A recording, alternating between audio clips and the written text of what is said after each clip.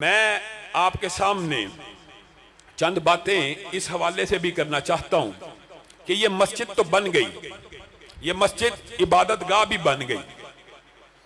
आप इस मस्जिद के अंदर सुबह फजर से लेके रात तक सुभान अल्लाह कहते रहें, अल्लाह अकबर कहते रहें, बिस्मिल्लाह पढ़ते रहें, कुरान पढ़ते रहें, तिलावतें करते रहें, रोजे रखते रहें, अपने जिस्म बदन के ऊपर लागू करते रहे। दीन को लागू करना चाहिए, इस पे एतराज नहीं है। इस मस्जिद के अंदर कोई बंदा भी उठे फजर से लेके इशा तक सुभान अल्लाह की तस्बीह निकाले, अस्तगफिरुल्लाह की तस्बीह निकालता रहे, पूरी दुनिया के कुफर को इस बात के ऊपर से कोई फर्क नहीं पड़ेगा कि एक बंदा मस्जिद में बैठ के सुभान अल्लाह कह रहा है, अल्हम्दुलिल्लाह कह रहा है, अल्लाह अकबर कह रहा है। आपने इस बात के ऊपर गौर करना है कि सुभान अल्लाह, अल्लाह अकबर कहने से, लंबे लंबे सजदे करने से, नमाजें पढ़ने से आलम कुफर को कोई फर्क क्यों नहीं पड़ता? क्यों नहीं पड़ता? कभी आपने इस बात को गौर किया? आपने इबादत का एक जुज तो मुकम्मल कर लिया, अपने रब को राजी करने के लिए अपने रूह बदन के ऊपर अल्लाह के नाजिल करदा हकामात को नाफिज तो कर लिया, तो आपको के खिलाफ कुफर को होना चाहिए, क्यों नहीं होता? क्योंकि ये बात समझने की जरूरत है। उसको आपके सुभान अल्लाह से, अल्लाह अकबर से, इस सजदे से, इस रोजे से, इस रकू से कोई फर्क नहीं पड़ता, क्योंकि आप इबादत को मस्जिद के अंदर लेके करते रहे, पूरा आलम कुफर आपके साथ खड़ा रहेगा, आपको सपोर्ट भी करेगा। हो सकता है मस्जिदें भी बना दे, ऐसी मस्जिदें भी बनवा दे जहां पे सिर्फ ये तस्बीहात और अल्लाहू के नारे लगते रहे, शायद वो आपको खुद भी बना के दे दे, क्योंकि आप दीन को कहां पे ले आए? समेट कर मस्जिद में। अगर आप इसी दीन को, रसूलुल्लाह सल्लल्लाहु अलैहि वसल्लम के मिशन को, एक रुकन तो ये अपने रूह बदन पे नाफिज करना, अपने जिस्मों पे नाफिज करना, और दूसरा जो रसूलुल्लाह के मिशन का हिस्सा है, हुवल्लज़ी अरसला रसूलहू बिल हुदा व दीनिल हक्की लियुज़हिरहू अलद्दीनि कुल्ली, ये जो मिशन का दूसरा हिस्सा है कि इस दीन को मुआशरे के ऊपर नाफिज कर दिया जाए, इस दीन को रियासत के ऊपर नाफिज कर दिया जाए, इस दीन को सियासत के ऊपर नाफिज कर दिया जाए, इस दीन को बाजारों के ऊपर नाफिज कर दिया जाए, इस दीन को मस्जिद से उठाकर पूरे इलाके के ऊपर नाफिज कर दिया जाए। जब आप मस्जिद से सुभान अल्लाह, अल्लाहू की तस्बीहां लेकर इस दीन को बाजार के ऊपर भी नाफिज करने के लिए जाएंगे, आलम कुफर आपके खिलाफ खड़ा हो जाएगा। बाजार का निजाम तो सूद पे चलेगा, तुम रसूलुल्लाह के दीन को बाजार पे नाफिज करना चाहते हो, रिश्वत खत्म करना चाहते हो, सूद खत्म करना चाहते हो, ऐसा नहीं हो सकता। तुम रसूलुल्लाह के दीन को मस्जिद से निकाल कर अदालत में लेके जाना चाहते हो? नहीं, अदालत में तो वही कानून चलेगा जो हमने इजाद किया हुआ है, इस्लामी कवानीन, इस्लामी हदूदुल्लाह का निफाज अगर तुम अदालतों में करोगे, पूरे दुनिया का आलम कुफर खड़ा हो जाएगा। इसी तरह अगर आप इस दीन को सियासत में ले जाएंगे तो पूरी दुनिया का आलम कुफर आपके खिलाफ हो जाएगा। मेरे भाइयों, ये बात समझने की जरूरत है।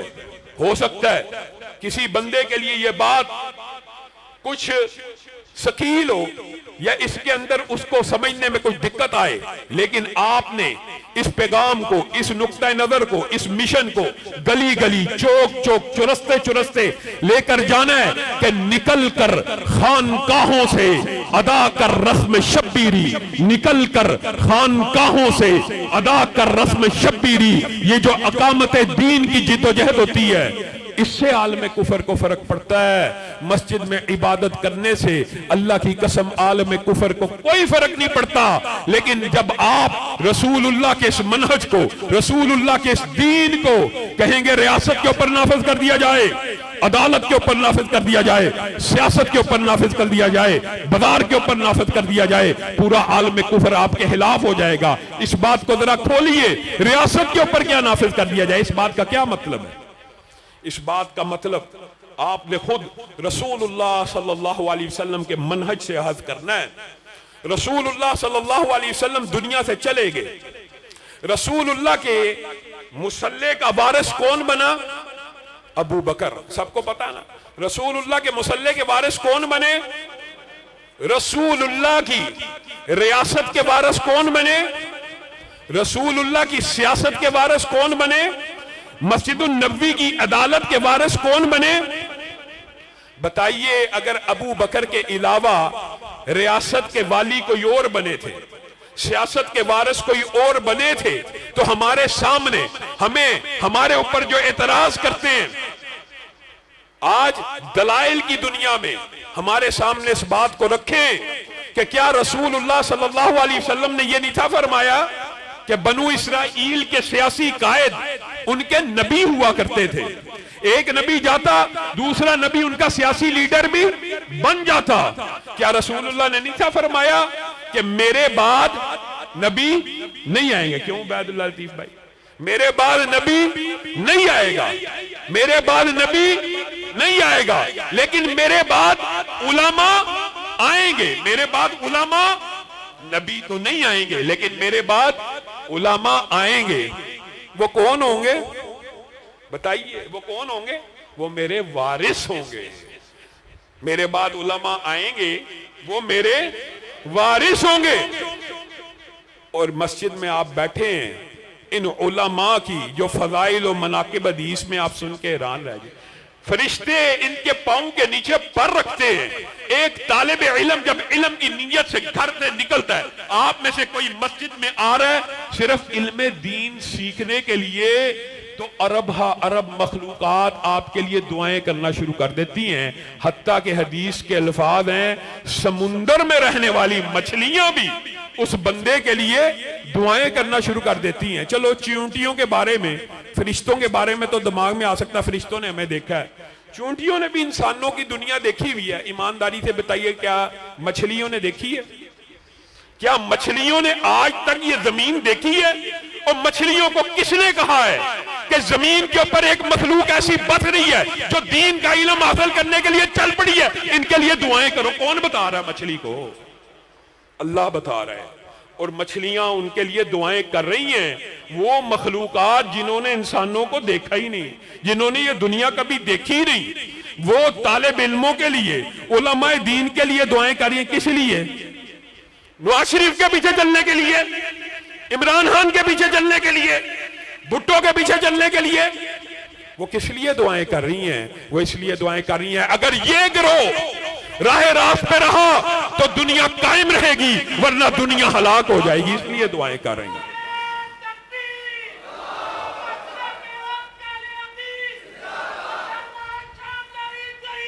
और मेरे भाइयों, अजीबो गरीब फलसफा बना लिया, अजीबो गरीब फलसफा। उलमा नबी के वारिस होंगे, क्या सिर्फ मुसल्ला रसूल और मिंबर रसूल के वारिस होंगे? ये आपको किसने, ये आपको जुहला ने मुगालता डाल दिया आपके जहनों के अंदर। कैपिटलिज्म ने, सनती इनकलाब ने, सरमायादाराना निजाम ने एक सोच और फिक्र डाली, मौलवी मस्जिद के अंदर मिंबर रसूल का वारिस तो है। ये आपको सरमायादाराना निजाम ने मुगालता डाला है। अल्लाह की कसम, आपको ये गुमराह कर दिया गया है। आप में से भी बाद लोग शायद आज से पहले ये सोच और फिक्र रखते हो कि मस्जिद के मिंबर पे बैठे हुए मौलवी का सियासत से क्या काम है? मस्जिद के मिंबर के ऊपर बैठे हुए मौलवी का ये रियासती मामलात के साथ क्या काम है? ये सियासत के ऊपर किस बारे में गुफ्तगू कर रहा है? ये सियासत के नुक्ते क्यों बयान कर रहा है? आपके जहन में भी ये मुगालता आ सकता है, क्योंकि मुआशरे में प्रोपेगेंडा है। अल्लाह का ये तो शुक्र है कि आपने मौलवी को मिंबर रसूल का वारिस तो मान लिया, लेकिन आपके दिमाग में यह फलसफा डाल दिया गया, मिंबर रसूल का वारिस तो आलम दीन और मौलवी हो सकता है, लेकिन तख्ते रसूल का वारिस, खिलाफत रसूल का वारिस, रियासत रसूल का वारिस, सियासत रसूल का वारिस कौन होना चाहिए? चोर होना चाहिए, लुटेरा होना चाहिए। मौलवी साहब, आप सियासत की बात ना करें, आप मस्जिद में सियासत की बात कर रहे हैं, मिंबर रसूल पे सियासत की बात कर रहे हैं। सियासत किसको करनी चाहिए? चोरों को करनी चाहिए, लुटेरों को करनी चाहिए, वडेरों को करनी चाहिए, जगीरदारों को करनी चाहिए। और उलमा को क्या करना चाहिए? इनकी नौकरी करनी चाहिए। माअल्लाह, उलमा को इनके झंडे उठाने चाहिए। और मेरे भाइयों, एक आम मस्जिद का मौलवी जिसे तुम इमाम बनाते हो, नमाजियों के आगे खड़ा होता है कि पीछे? आगे खड़ा होता है कि पीछे? उलमा आगे खड़े होने के लिए आए, उलमा रहनुमा बनने के लिए आए, उलमा पेशवा बनने के लिए आए, उलमा मुक्तदा बनने के लिए आए। हमारे साथी, हमारे दोस्त, हमारे रुफाका इन उलमा की तकरीरें सुनकर अपने बच्चों को दीनी इदारों में भेजते हैं कि ये दीन का इल्म हासिल करके इमाम जमाना बनेंगे, इमामुल असर बनेंगे। उनको क्या बता कि उनको मदरसे से ये तालीम मिलेगी कि इमाम नहीं बनना, नवाज शरीफ का गुलाम बनना है, इमरान खान का गुलाम बनना है, भुट्टो का गुलाम बनना है। अगर तालिब इल्म बच्चों को बनाना था, इमामत के लिए बनाना था, दुनिया के अंदर आगे लगने के लिए बनाया था, इन सेकुलर और लिबरल पार्टियों के झंडे उठाने के लिए नहीं था बनाया। हम आप अपने जमीरों को टटोलें। क्या किसी हाफिज कुरान, किसी तालिब इल्म, किसी हदीस के हाफिज की ये शान है कि वो नवाज शरीफ जिंदाबाद के नारे लगाए, वो इमरान खान जिंदाबाद के नारे लगाए, वो जरदारी जिंदाबाद के नारे लगाए? उसको क्या नारा लगाना चाहिए? उसको लगाना चाहिए इस्लाम जिंदाबाद, ताजे तख्ते खत्मे नबूवत जिंदाबाद। उसका नारा सिर्फ ये होना चाहिए। रसूलुल्लाह सल्लल्लाहु अलैहि वसल्लम अगर उलमा को मिंबर रसूल का इमाम कह रहे हैं तो इसी तरह वो तख्ते रसूल के भी, और अगर मिंबर रसूल का वारिस कह रहे हैं तो वो तख्ते रसूल के भी, सियासत रसूल के भी, रियासत रसूल के भी वारिस है। और ये मनहज मेरा नया नहीं है, या ये कोई नई सोच और फिक्र नहीं है। हाँ, नकारखाने में तूती की आवाज इसलिए लग रही है कि हमने इस मनहज को कई सालों से छोड़ दिया। हम जो रहनुमा बनने के लिए थे, हम जो लोगों को, अब क्या कहे बंदा, राहजनों ने राहजनी की है, लेकिन राहबरों ने भी क्या कमी की है। हुक्मरान हो गए कमीने लोग, हाथ में मिल गए नगीने लोग। और मेरे भाइयों, ये जमीन जब तलक न लेंगे हम, इससे उगते रहेंगे यूं ही गम। रोटी कपड़ा मकान हम देंगे, अहले मेहनत को शान हम देंगे, इस हिजा को मिटाएंगे हम ही, फसले गुल लेके आएंगे हम ही इंशाअल्लाह।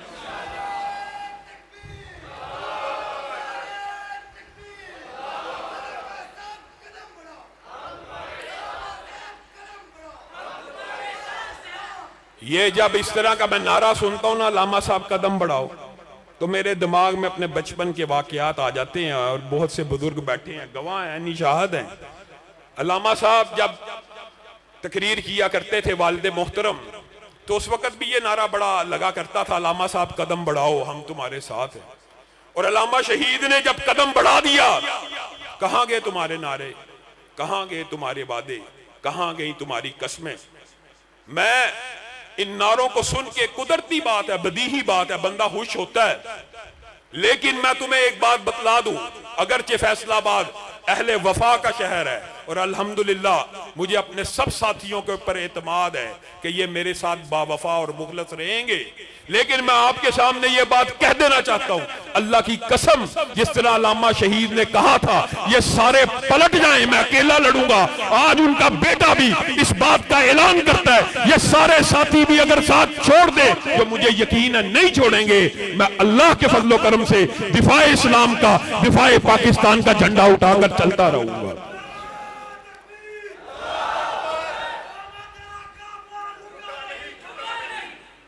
नाकिदो,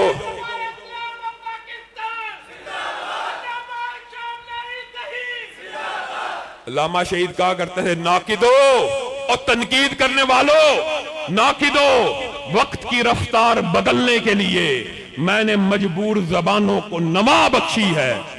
आज उनके अल्फाज कितने सच्चे हो गए। आज मजबूर जबानों को अगर नवा और बोलने की जो जसारत मिल रही है, इसी वजह से मिल रही है। नाकिदो, वक्त की रफ्तार बदलने के लिए मैंने मजबूर जबानों को नवा बख्शी है। कज कुलाहों की रऊनत का उड़ाया है मिजाज, मैंने तारीख के चेहरे को दया बख्शी है। मेरे भाइयों, हजरत अबू बकर के बाद मिंबर रसूल के ऊपर, रियासत रसूल के ऊपर, सियासत रसूल के ऊपर कौन आया? उमर आया। उमर के बाद कौन आया, उस्मान के बाद कौन आया? तो रसूलुल्लाह के मनहज से, इस्लामी रियासत के मनहज से, इस्लामी सियासत के मनहज से एक बात मुत्तफिक का इजमाई तौर पे साबित होती है। इस इजमा को, इस मनहज को, इस रवायात को वापस लुटाने के लिए इस तहरीक को बपा किया गया है कि आपके अंदर दोबारा उस शऊर को बहाल किया जाए। इस्लामी रियासत का सिपा सलार होने के लिए मनहज रसूल क्या है कि वो कम अज कम 5 नमाजों की इमामत करा सके, कम अज कम जुम्मा पढ़ा सके। उठाइए अब लिस्ट 75 सालों से जिनको चुना है, इनमें से कोई एक 5 नमाजें और खुतबा जुम्मा दे सकता है? असर की नमाज शायद कोई एक आधा बंदा या दोहर की मोशी वाली पढ़ा दे। शेख साहब फजर दी थे शायद फजर की नमाज या खुतबा जुम्मा बताएं कौन पढ़ा सकता है? तो ये मनहज रसूल से गद्दारी और इनहराफ है कि नहीं? हम अपने आप को कहते हैं हम हक पे, हमारा मनहज सलीम है, हम वाहिद हैं जिन्होंने रसूलुल्लाह सल्लल्लाहु अलैहि वसल्लम की उस सिफत को माना कि मुहम्मदुन सल्लल्लाहु अलैहि वसल्लम फर्कुम बैनन नास है, लोगों के दरमियान, हक और बातिल के दरमियान फर्क करने वाले हैं। जमीन की पुश्त के ऊपर, आसमां की छत के नीचे सिर्फ एक गिरोह है जिसने रसूलुल्लाह की इस सिफत को माना कि मुहम्मदुन सल्लल्लाहु अलैहि वसल्लम फर्कुम बैनन नास, हक और बातिल के दरमियान फर्क करने वाले हैं। वरना बाकी हर गिरोह ने किसी और को हक का मयार बनाया, किसी और को हक की मेराज कहा। हमारे और आपके नजदीक रसूलुल्लाह सल्लल्लाहु अलैहि वसल्लम की बात कौले फैसल, खत्मी, यकीनी, बदीही दीन भी वो है जो रसूलुल्लाह सल्लल्लाहु अलैहि वसल्लम की जुबान से अदा हो जाए। ताकि आपने ये हदीस उलमा से सुनी हुई है। एक मर्तबा कुरैश मक्का ने अब्दुल्ला बिन अमर बिन अलास को यह वसवसा डाल दिया कि रसूलुल्लाह बशर हैं, कभी खुशी में होते हैं और कभी गम में होते हैं, कभी खुशी में होते हैं और कभी गुस्से में होते हैं, तो तू हर बात लिख देता है, ना लिखा कर। यही वसवसा आज के दौर में भी मुनकिरीन हदीस और बातिल लोग डालते हैं कि ये जी रसूलुल्लाह की बात बशरी थी, ये नबवी थी, ये ऐसे थी, ये ऐसे थी, इसका मतलब ये नहीं है, इसका मतलब ये नहीं है। हर बात का मौका और महल है। आज भी इस तरह के वसवसे डाले जाते हैं दिमाग के, उनको भी डाल दिया। उन्होंने लिखना छोड़ दिया तो रसूलुल्लाह सल्लल्लाहु अलैहि वसल्लम बाहर आए और कहा, पहले तू लिखा करता था, मैं देख रहा हूं अब तू लिखता नहीं है। कहा इस तरह लोगों ने मुझे वसवसा डाल दिया है और ये कहा आप कभी खुशी में होते हैं, कभी गुस्से में होते हैं, मैं हर बार लिखता। कहा उक्तुब फवल्लज़ी नफ्सी बियदी मा यखरुजु मिन्हु इल्ला हक, लिखा कर उस जात की कसम जिसके हाथ में मैं मोहम्मद सल्लल्लाहु अलैहि वसल्लम की जान है, इस जुबान से हक के अलावा कुछ नहीं निकलता। और ये बात सिर्फ एक दलील है। आपका और मेरा मनहज क्या है? रसूलुल्लाह सल्लल्लाहु अलैहि वसल्लम हज के फजाइल बयान कर रहे हैं, हज के मामलात। एक बंदे ने कह दिया फी कुल्ली आमिन या रसूल अल्लाह, क्या हर साल हज फर्ज है? रसूलुल्लाह खामोश रहे, 3 मरतबा पूछा, खामोश रहे। कुछ अरसे के बाद उसको बुलाया और कहा आप मेरे से सवाल पूछते थे? कहा मैं पूछता था। तो रसूलुल्लाह सल्लल्लाहु अलैहि वसल्लम ने आपका और मेरा मनहज, ये जो फर्कुम बैनन नास की सिफत जमीन की पुश्त के ऊपर सिर्फ आप मानते हैं, उसको बयान किया। क्या कहा? लौ कुल्तु नाम, अगर मैं सिर्फ 3 हरफ बोल देता, नाम यानी जी हां कह देता, अल्लाह की कसम मेरी उम्मत के ऊपर हर साल फर्ज हो जाता। सिर्फ रसूलुल्लाह की जुबान से निकले हुए अल्फाज फर्ज हो जाते हैं। आपने और मैंने रसूलुल्लाह की बहरहाल इस हैसियत को तो मान लिया, लेकिन रसूलुल्लाह की जो दूसरी हैसियत है कि तख्ते रसूल का वारिस आलम होना चाहिए, उसके अंदर कम से कम ये इल्मी हसीयत और इस्तात और सकत होनी चाहिए। ये बात आज आप हजम करने के लिए तैयार नहीं। ये मौलवी जी सीट के लिए इलेक्शन लड़ रहा है और सियासतदान क्या जमादार की सीट के लिए लड़ रहा होता है, वो भी सीट के लिए लड़ रहा है। अजीबो गरीब मौलवी के ऊपर एतराज। और मेरे भाइयों, ये बात भी आपने समझनी है, हम आप नौजवानों को कभी खारजियत, इश्तियाल, बंदूक, डंडों की तरफ लेके नहीं जाना चाहते। हम आपको इस मुल्क के आइन और कानून के तहत बुलेट के जरिए नहीं, बैलेट के जरिए तब्दीली का, बैलेट के जरिए, बुलेट के जरिए नहीं, बैलेट के जरिए तब्दीली के लिए आप लोगों को जगाना चाहते हैं। और आप ये समझते हैं कि ये जी हमारी तादाद बड़ी थोड़ी है। और मेरे भाइयों, ये काम करने की जुस्तजू और मेहनत होनी चाहिए। आज 75 बरस बीत गए हैं, 75 बरस हो गए हैं पाकिस्तान को बने हुए। मैं देवबंदी और बरेलवियों की बात बाद में करता हूं, या उनको इस वक्त इस बात से आप हदफ कर लें। आप 75 साल से पाकिस्तान में रह रहे हैं। आज अल्लाह के फजल करम से फैसलाबाद में जरा गौर करें, आपके जिला फैसलाबाद के अंदर कितनी अहले हदीस मसाजिद है, गौर करें। आप जरा गौर करें कसूर में कितनी मसाजिद है, लाहौर में कितनी मसाजिद है। आज पाकिस्तान के अंदर आपकी कमोबेश तादाद उंगलियों पे गिन के कितनी है, गौर करें। आप कम अज कम अपनी तादाद भी अगर अंदाजा लगाएं तो आप आज भी इस मुल्क में 2 करोड़ से कम नहीं है। 3-4 करोड़ भी लोग कहते हैं। आप कम अज कम मुल्क के अंदर कितने हैं, 2 करोड़। जमातों के साथ कितने हैं, सारी अहले हदीस मौजूदा जमातों को मिला लें, सारी जमातों को मुश्तरक कर लें, मुत्तहिद कर लें, उनके साथ वबस्तगान की तादाद कितनी है। आपको शर्म आएगी, आप सुन भी शायद आप समझे ये मुबालगा, बताना भी नहीं चाहिए। जमातों के साथ वबस्तगान कोई नहीं है। ये 2 करोड़ जो अहले हदीस है, ये किसके साथ है? कोई नून लीग में है, कोई पीटीआई में है, कोई जमात इस्लामी में है, कोई फलां जमात में है, कोई फलां जमात में। फिर आपकी जो जमात है, आप जो क्लेम करते हैं कि आपका प्लेटफॉर्म सियासी है, आपकी जमात नुमाइंदा जमात है, तो आपके अंदर इन 2 करोड़ में से 10-20 लाख अफराद होने चाहिए थे कि नहीं होने चाहिए? होने चाहिए। आपके साथ गिनती के अफराद नहीं है, लाखों की तादाद भी नहीं है। तो अगर कोई शख्स उम्मत के अंदर, अपनी कौम के अंदर यह बेदारी पैदा करना चाहता है कि तुम करोड़ों के अंदर हो, अपनी अपनी सेकुलर और लिबरल पार्टियां छोड़कर तुम्हें एक प्लेटफॉर्म दिया गया है, तहरीके दिफा इस्लाम व पाकिस्तान, इसकी रुकनियत हासिल करो, इसके लाख मेंबर बन जाओ। इसके अंदर हम 2 लाख मेंबर बना के मीनारे पाकिस्तान पे, धोबी घाट में, शेरावाला बाग में, पंजाब की बड़ी बड़ी जलसागाहों में अगर हम अपनी कुव्वत और ताकत को मनवाएंगे तो किसी को कोई इतराज होना चाहिए? किसी को क्या इतराज होना चाहिए? इस बात पे ऊपर क्या इतराज हो सकता है? ये खामहा के इतराज, ये खामहा के वबेले, ये खामहा की तंज, ये खामहा की तशनी। अल्लाह की कसम, अल्लाह रब्बुल इज्जत ने इस कमजोर शख्स की आवाज में ये तवानाई पैदा की कि सिर्फ 2 या 3 माह के अंदर सिर्फ आवाज दी, नकारखाने में तूती की एक आवाज, एक हल्की और कमजोर आवाज, सिर्फ 2 माह के अंदर शेख साहब जानते हैं, मेरे रुफाका जानते हैं, अल्लाह के फजलो करम से पाकिस्तान के तूलो अरज में बगैर मेहनत के, बगैर एडवर्टीजमेंट के 13,000 से ज्यादा अफराद ने रुकनियत साजी का फॉर्म फिल कर दिया। 13,000 से ज्यादा। ये तादाद दिनों में इंशाअल्लाह लाख को क्रॉस करेगी, 2 लाख को क्रॉस करेगी। लेकिन कब करेगी? जब आप लोगों के अंदर ये शऊर बेदार करेंगे कि आलम दीन तालिब इल्म रहनुमा बनने के लिए आया है, मुक्तदा पेशवा और रहबर बनने के लिए आया है।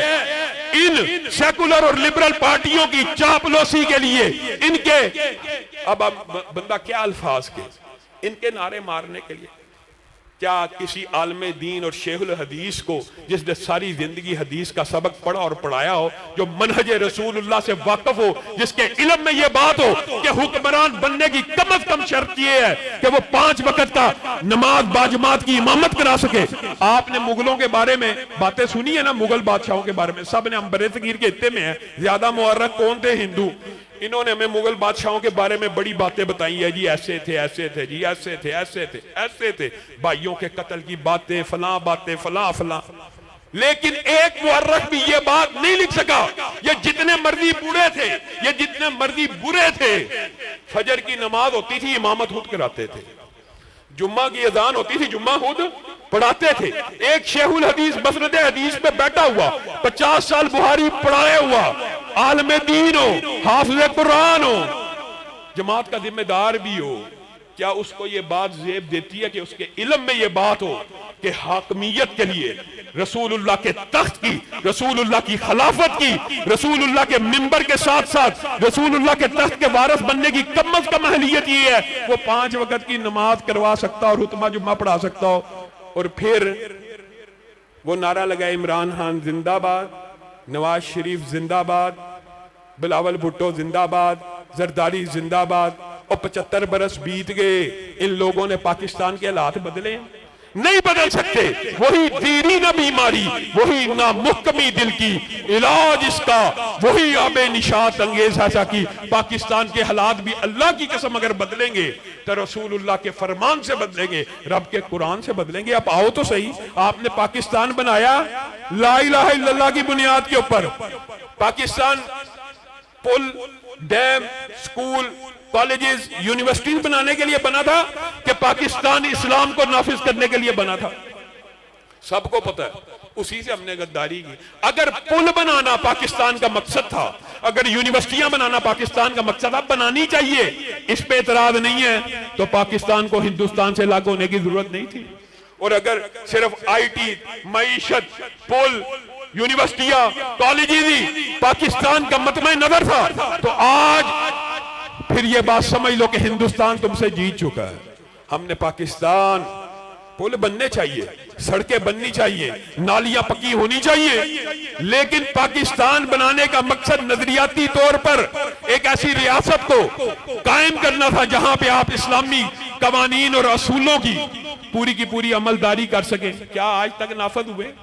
और फिर अजीबोगरीब बात जी, तादाद कम है, तादाद मैंने आपके सामने रख दिया, आप करोड़ों में हैं, आप मुज्तमे नहीं हैं, आप इकट्ठे नहीं हैं, आप बिखरे हुए हैं। इस मस्जिद के अंदर बैठे हुए लोग भी अभी आप अगर पोलिंग करा लें, आधे लोगों ने नून लीग को वोट दिया होगा, आधे लोगों ने पीटीआई को।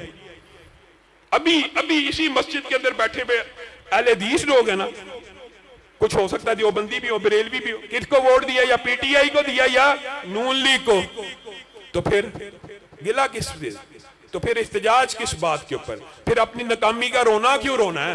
फिर हमने जो काम किया ही नहीं, 75 बरस से हमने आज तक एक अहले हदीस की यूनियन कौंसिल नहीं बनाई। एमएनए और एमपीए का हल्का तो दूर की बात है, आप अहले हदीस की बुनियाद के ऊपर एक यूनियन कौंसिल का इलेक्शन नहीं जीत सकते। आप इतने ही कमजोर है, आपको ये मुगालता डाला गया है, आपके अंदर ये एहसास कमतरी और आपके अंदर पैदा किया गया है। और ये पैदा करने की भी कुछ खास वजूहात होती है, जैसे सरमायादाराना निजाम ने, कैपिटलिज्म ने आपको ये इशारे किए, आपके जहन में ये बात बिठाई, मौलवी का काम सिर्फ मस्जिद तक है, दीन सिर्फ मस्जिद तक रहना चाहिए, मस्जिद से बाहर नहीं निकलना चाहिए, मौलवी को मिंबर के ऊपर सियासत की बात नहीं करनी चाहिए। ये सोच फिक्र बिठा दी है। इसी तरह आपके दिमाग में ये सोच फिक्र बिठा दी है कि आप बैलेट के जरिए इलेक्शन नहीं जीत सकते।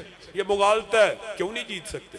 आप मेहनत करें, आप स्ट्रगल करें, आप एक एक पीपी को, फैसलाबाद में बैठे एक पीपी को मुख्तस करें कि यहां से हमने सिर्फ अहले हदीस की बुनियाद पे इलेक्शन लड़ना है, पूरे जिले के वोटों को उधर ट्रांसफर करवाएं। कैसे नहीं जीत सकते? जीत सकते हैं।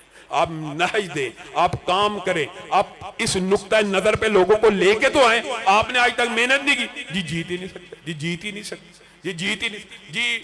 मजहबी जमातें अगर मिल जाएं, इत्तेहाद हो जाए, चंद सीटें ले ली। और मेरे भाइयों, ये बात भी फलसफा याद रखो, मजहबी जमात हकीकी तौर पर मुहतसिब का किरदार अदा करती है। मुहतसिब, बस मेरी और आपकी जिम्मेदारी इत्तिसाब करना है। और उस एहतसाब करने के लिए अगर आप गौर व फिक्र करें, सोचें, मुझे और आपको किसी सीट की जरूरत है? अल्लाह की कसम नहीं है। दिफाए सहाबा का कौन हो, मेरे पास सीट हो तब भी, सीट ना हो तब भी, किसकी जुर्रत है पाकिस्तान में सैयदना अबू बकर की तौहीन करके दिखा दे? कर सकता है? सैयदना उमर की कर सकता है? जो करेगा उसके खिलाफ एहतजाज होगा, उसके खिलाफ मुकदमा दर्ज कराया जाएगा। और दिफाए सहाबा के लिए एहतजाज करने के लिए तैयार होना। आप बताएं, इस दिफाए सहाबा के लिए जब एहतजाज के लिए तैयार हैं तो इसलिए तैयार है मेरे पास कुर्सी है। आम फहम बात। आप इस कौद और मिशन के लिए कुर्सी की वजह से एहतजाज कर रहे हैं? आपके पास कुर्सी हो तब भी, कुर्सी ना भी हो तो दिफाए सहाबा के लिए हमें किसी कुर्सी की जरूरत नहीं। हुर्मत रसूल का दिफा करने के लिए हमें किसी कुर्सी की जरूरत, हमें बेहयाई को रोकने के लिए किसी कुर्सी की जरूरत, ट्रांसजेंडर एक्ट को रोकने के लिए किसी कुर्सी की जरूरत। लेकिन अगर मिल जाए तो फिर तो नूरुन अला नूर है। और उसकी मेहनत और स्ट्रगल किसने करनी? हमारे अबाओ अजदाद ने मेहनतें की है ना, तो पाकिस्तान में बैठे हुए। अबाओ अजदाद ने पाकिस्तान को आजाद करने के लिए मेहनतें की थी, आज सब आजाद बैठे हुए हैं। तो आइए इस काफिले के, इस कारवां के हम कदम हो जाइए जो आपकी आइंदा आने वाली नस्लों को चंद ऐसे हल्के बना कर देना चाहता है कि पाकिस्तान की कोई भी लिबरल, कोई भी सेकुलर पार्टी के बगैर भी आप अपने इज्जत और वकार के साथ हल्कों के अंदर इलेक्शन लड़ सके। और बिलफर्ज ये भी बात याद रखिए, आप अगर बिखरे हुए कतरात हैं तो मिल जाए कि दरिया नजर आए, बिखरे हुए जर्रात हैं तो मिल जाए कि सहरा नजर आए। इसका क्या फायदा? मेरी तहरीक की जो जुस्तजू है, 1 लाख कारकुन, 2 लाख कारकुन, इसका फायदा क्या है? अल्लाह की कसम इसका फायदा यह है कि पाकिस्तान की कोई भी सियासी जमात आपको इग्नोर नहीं कर सकती। हम इक्तदार के हरीस नहीं है, हम इक्तदार के हरीस नहीं है, लेकिन मुक्तदर हल्कों तक यह पैगाम भी पहुंचाना चाहते हैं कि हमारे बगैर इक्तदार में आना भी मुश्किल है, हमारे बगैर इक्तदार में आना भी मुश्किल है। आप लोग 1 लाख 2 लाख की मेंबरशिप पूरी करें, पाकिस्तान की कोई पॉलिटिकल पार्टी आपको इग्नोर नहीं कर सकती। आपके 1 लाख रुकन रजिस्टर्ड हो, 2 लाख रुकन रजिस्टर्ड हो, 1 लाख रुकन का मतलब होता है 10 लाख वोट। हर बंदा 10-10 वोट डलवा लेता है, कौन इग्नोर कर सकता है? और यही हकीकी तौर पर मजहबी जमातों का किरदार होता है कि मुख्तसब का किरदार अदा करें हमने। और पाकिस्तान के अंदर जब भी आपके ये फैसलाबाद में आए बिल बोर्ड लगे हुए हैं, अगर फाहिशा औरतों के उरिया बोर्ड और बरहना नीम बरहना औरतों के बोर्ड लगे हुए हैं, तो क्या उन बोर्डों के खिलाफ एहतजाज करने के लिए आपको कुर्सी की जरूरत? हरगिज़ नहीं। आपको हाँ अपनी जत्थाबंदी की, अपनी गिरोहबंदी की, अपनी मजबूती की जरूरत है, लेकिन हमने अपनी तहरीक के अंदर कानूनी, जमहूरी, आईनी, दस्तूरी जिद्दोजहद रखनी है। जिस तरह दिफाए इस्लाम करना है उसी तरह दिफाए पाकिस्तान भी करना है। जिस तरह हम इस्लामी नजरियाती सरहदों के मुहाफिज हैं, इसी तरह पाक फौज के हमरा जुग्राफियाई सरहदों के भी मुहाफिज हैं। और पाक फौज के खिलाफ किसी भी किस्म की हरदा सराई हमें काबिल कबूल नहीं है। मेरे भाइयों बताइए, आपने मेरी बात सुन ली, मेरा मिशन सुन लिया, मेरा मंशूर सुन लिया, इसके अंदर बाद लोगों को फिर भी आए रोज एतराज़ात होते हैं। मैं कोशिश करता हूं कि बाद तकरीरों में उन एतराज़ात को रफा किया जाए। जी आप मजहबी जमातों के साथ इत्तेहाद की बात करते हैं, हाँ मजहबी जमातें जितनी मर्जी बुरी हो सेकुलर और लिबरल पार्टियों से बेहतर होती हैं। वजह ये बात भी आज सुन लीजिए, और ये मनहज भी मेरा आज का जदीद नहीं है। हाफिज मोहम्मद गोंदलवी राहिमहुल्लाह की तहरीरें पढ़ ले, मौलाना इस्माइल सल्फी की पढ़ ले, मौलाना दाऊद गज़नवी की पढ़ ले। क्या देवबंदियों के साथ, बरेलवियों के साथ आपके जो इख्तलाफात हैं मानते हैं, किन 2 अमूर के ऊपर होते हैं? एक अकायद के ऊपर, अकायद, और दूसरी इबादत की अदायगी के ऊपर। इन 2 मामलात के ऊपर मसालक के दरमियान इख्तलाफ हैं, लेकिन ईमानदारी से आज आपने फैसला करके जाना है। क्या इन 2 मामलात के अलावा, अकायद और इबादत की अदायगी के अलावा, क्या मुआशरती मामलात में हमारा किसी एक नुक्ते पे भी इख्तलाफ है? मसलन जना किसी के नजदीक जायज है, फहाशी किसी के नजदीक जायज है, उरियानी जायज है, बेहयाई जायज है, बेपर्दगी जायज है, शराब नोशी जायज है, डकैती जायज है, सूदखोरी जायज है, रिश्वतस्तानी जायज है, हदूदुल्लाह के निफाज में कोई इख्तलाफ है? ये मामलात है, मामलात में हमारे मुश्तरकात है। दिफाए सहाबा हमारा मुश्तरका काद है, दिफाए हतमे नबूवत हमारा मुश्तरका काद है। जिनमें इख्तलाफ है उनमें हम अगर एक दूसरे से मुतफर्रक है कोई हरज नहीं, और जिनमें इत्तफाक है वहां पे मुश्तरक है तो कोई हरज नहीं। अगर हतमे नबूवत का काद हो, तीनों मसालक मुत्तहिद होकर बात करें, कोई हरज नहीं। और ये मुगालता है हतमे नबूवत के काज की कॉन्फ्रेंस को, दिफाए सहाबा की कॉन्फ्रेंस को, उन कॉन्फ्रेंसों पे कियास करना जिनके ऊपर इख्तलाफ है।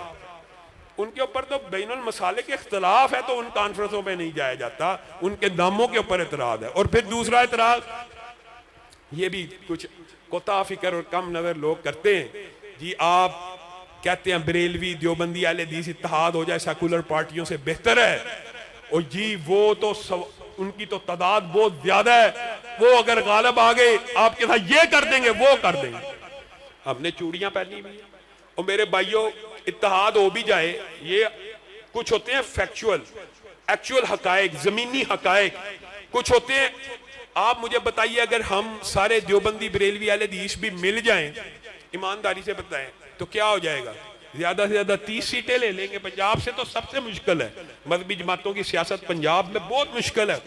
हम कितनी सीटें ले लेंगे? 25 ले लेंगे, 20 ले लेंगे। 20 या 25 सीटों वाले की पाकिस्तान में हुकूमत आ जाती है। वही किरदार रहना है, मुख्तसिब का किरदार वही रहना है कि मुख्तसिब का किरदार अदा करना है। अगर 10 सीटें बरेलवी जीत जाएंगे तो 2-4 तो आप भी जीते होंगे, कोई 10 सीटें देवबंदी जीत जाएंगे तो 2-4 आप भी जीत जाएंगे। आपको क्या फर्क पड़ जाएगा?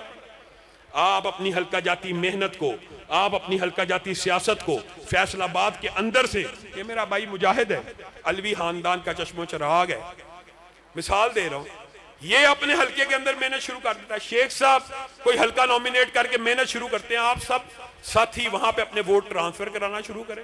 20-25 हजार की तादाद में जब वोट ट्रांसफर हो जाएं, आपको किसी पार्टी से भीख मांगने की जरूरत नहीं है। खुदा करे कि मेरी अर्ज़े पाक पर उतरे वो फसले गुल के जिसे अंदेशा ज़वाल ना हो। खुदा करे मेरे एक भी हम वतन के लिए हयात जुर्म ना हो, जिंदगी वबाल ना हो।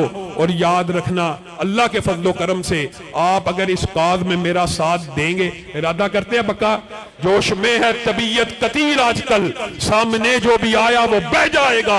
ये नदी के जमाने से मशहूर है, अपनी मूज और तुगियानियों के लिए ए खाक नशीनों उठ बैठो, वो वक्त करीब आ पहुंचा है जब ताज उछाले जाएंगे, जब तख्त गिराए जाएंगे। वाहिर दावाना अनिल हम्दुलिल्लाह।